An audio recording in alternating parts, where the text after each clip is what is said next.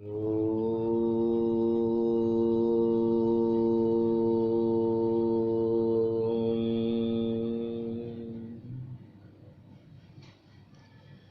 के सभी महान आत्माओं को, गुरु शक्तियों को मेरा कोटि कोटि प्रणाम। पिछले वीडियो में हमने बात की थी भर्तृहरि जी के जीवन पे, एक कहानी भी कही कि दुराग्रही को सुधारा नहीं जा सकता। जो धर्मांध है उसको हम कैसे भी करें वो कभी भी सुधरेगा नहीं। स्वयं भगवान आए, नारायण आए, शिव आए तो भी वो सुधरेगा नहीं। घंटाकर्ण की हमने एक छोटी सी कहानी पेश की थी आपके सामने। आज हम बात करेंगे 3 कृष्ण के ऊपर। पिछले वीडियो में मैंने बताया था कि 3 कृष्ण के ऊपर हम बात करेंगे। 3 भरत है वो देख लिया, अब 3 कृष्ण। ये 3 का पूरा सिस्टम है हमारे इतिहास में। एक कृष्ण पूर्ण पुरुषोत्तम, महान मुत्सद्दी, महान राजनेता, महान लीडर, अतिशय बलशाली, शक्तिशाली, सर्वश्रेष्ठ, पूर्ण पुरुषोत्तम भगवान श्री कृष्ण।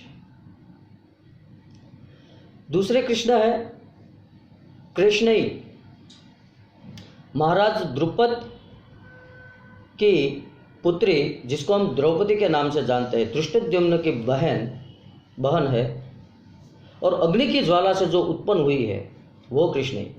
और तीसरे श्रीमद् भागवत, महाभारत, सभी पुराण, उपनिषद और वेदों के जो ज्ञाता है वो भगवान व्यास, जिसका नाम है कृष्ण दैत्यमान। तो 3 कृष्ण है हमारे इतिहास में और हम सब, पूरा भारतवर्ष धन्यता महसूस कर रहा है इन तीनों कृष्णों को पाके। भगवान व्यास एक द्वीप पे जन्मे हैं। इन तीनों का रंग जो है, शरीर का जो रंग है वो नीला आसमानी है, इसलिए उसको कृष्ण कहा जाता है। कृष्ण द्वैपमान, एक द्वीप पे जन्म हुआ, द्वीप पे, और उसका रंग कृष्ण था, आसमानी था, तो कृष्ण द्वैपमान हो गया। उन्होंने महाभारत लिखा, जो सबसे पहले वो थे, उसका नाम था जय। सिर्फ जय था। महाभारत तो वैशंपायन ऋषि ने फिर नाम दिया, उसका विस्तरण किया जय का। 10,000 श्लोकों का जय गाथा जिसको हम कहते हैं, वो जय गाथा थी पहले। और व्यास जी ने स्पष्ट शब्दों में लिखा है जय क्या है, जय का मतलब क्या है। जयति संसारः इति जयम, जो संसार पे विजय प्राप्त करे वो है जय। तो जय का यही मतलब हुआ है कि अगर आप महाभारत जय गाथा पढ़ते हो, महाभारत पढ़ते हो, तो आप में आप इतने कैपेबल हो जाते हो, इतनी कैपेबिलिटी आप में आ जाती है कि आप इस संसार पे विजय प्राप्त कर सकते हो। व्यास जी का यही कहना है। व्यास जी के जो पुत्र है वो शुकदेव जी है, जिन्होंने श्रीमद् भागवत को तालबद्ध किया, गाया पहली बार। उन्होंने, व्यास के जो पुत्र है, श्रीमद् भागवत जो है वो व्यास जी ने तो लिख दिया, लेकिन उन्होंने किसी को सुनाया नहीं था। पहली बार अगर किसी ने सुना है तो व्यास के पुत्र जो है शुकदेव जी, उन्होंने परीक्षित राजा को सुनाया श्रीमद् भागवत। इतने अच्छे अच्छे ऋषि है, हमारा जीवन धन्य हो जाता है ये सब पाके। हमें गर्व महसूस होता है कि हम ये ऋषि की संतान है, हम इस देश में पैदा हुआ है जहाँ पे इतने बड़े बड़े ऋषि।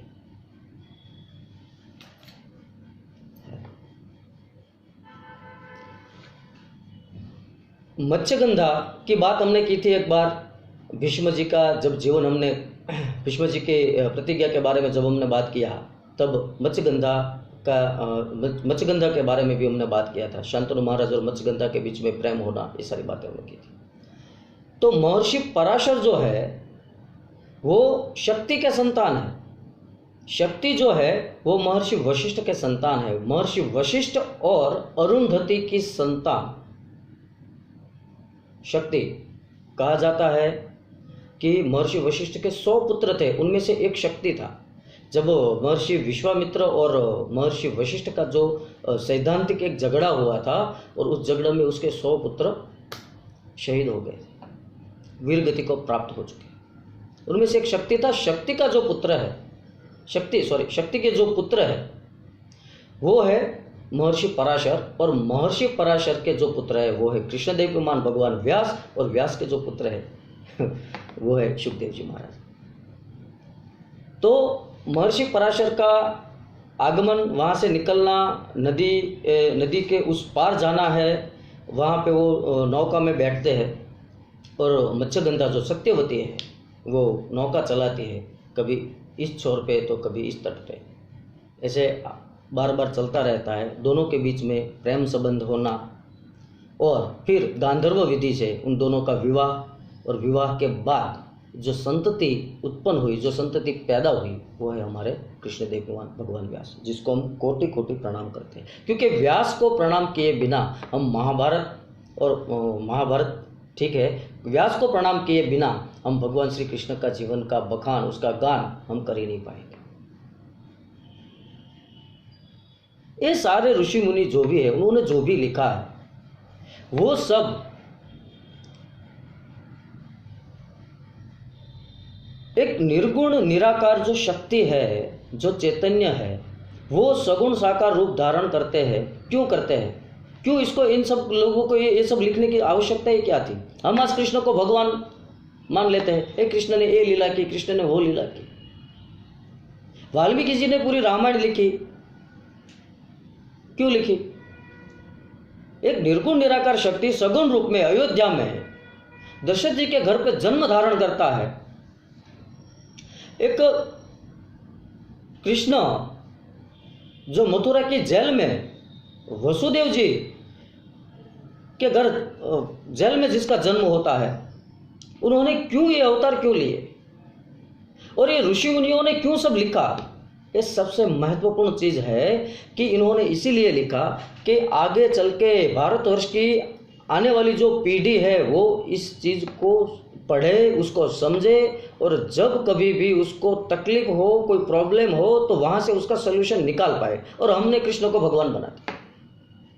हालांकि वो शक्ति है, वो भगवान ही है, पूर्ण पुरुषोत्तम है। एक मर्यादा पुरुषोत्तम है तो दूसरा पूर्ण पुरुषोत्तम है।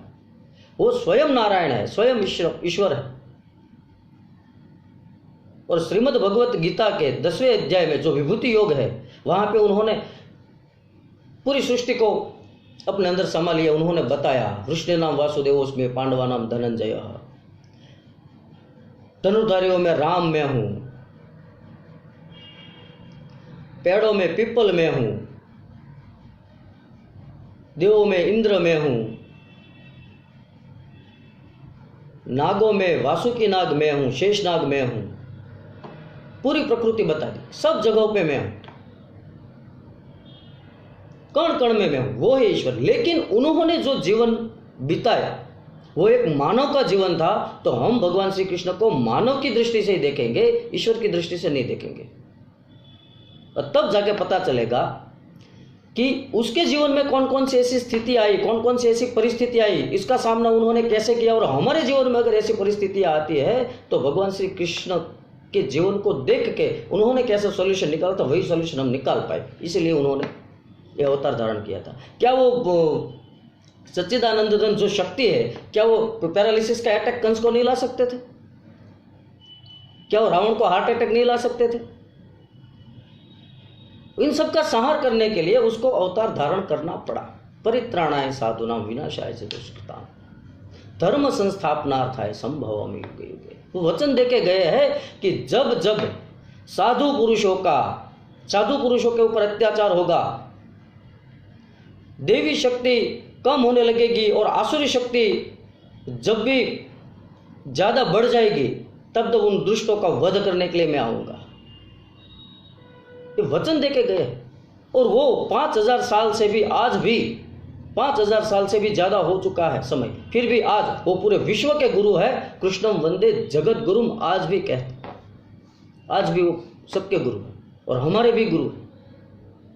वो शक्ति है और इस शक्ति को हम गुरु मानते। तो भगवान व्यास का जीवन हमने देखा, और जैसे जैसे हम भगवान श्री कृष्ण के जीवन पे बात करते जाएंगे स्टेप बाय स्टेप, तो उसी समय पे बार बार व्यास तो आने ही वाले हैं, उस समय पे हम बहुत ही विस्तार से भगवान श्री व्यास के जीवन पे हम चर्चा करेंगे। तो अभी विदा लेता हूँ, बहुत बहुत धन्यवाद। जय श्री कृष्ण। सबके सुख की कामना करते हुए सर्वत्र सुखिनः सन्तु सर्वे सन्तु निरामया सर्वे भद्राणि पश्यन्तु मा कचित् दुःखमाप्नुयात्।